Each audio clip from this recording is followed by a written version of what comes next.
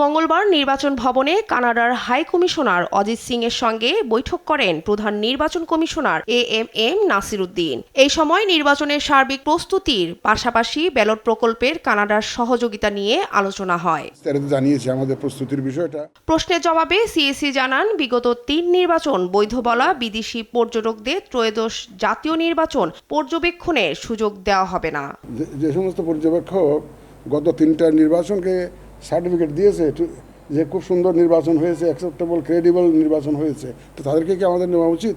যারা dependable, reliable এবং যাদের এক্সপিরিয়েন্স আছে, আমি ফরেন অবজার্ভের কথা বলছি, যাদের এক্সপিরিয়েন্স আছে বিভিন্ন দেশে, তারা হয়তো ইলেকশন অবজার্ভ করেছে, সুতরাং ওই ধরনেরই আমরা নিব। পরে reporters forum of election and democracy আয়োজিত ফল উৎসবে অংশ নেন সিএসি সহ ৪ নির্বাচন কমিশনার।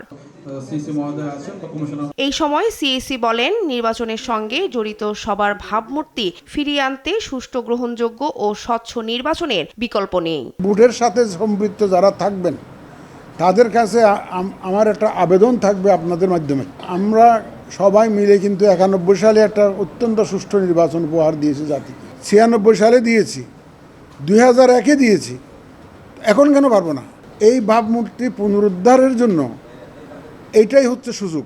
সে যে ভাবমূর্তি যেটা নষ্ট হয়েছে সেটার থেকে আপনারা উঠে আসুন, আমরা প্রমাণ করতে চাই যে আমরা পারি।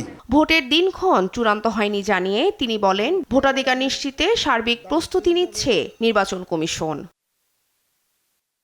শিউলি রায়, দেশ টিভি, ঢাকা।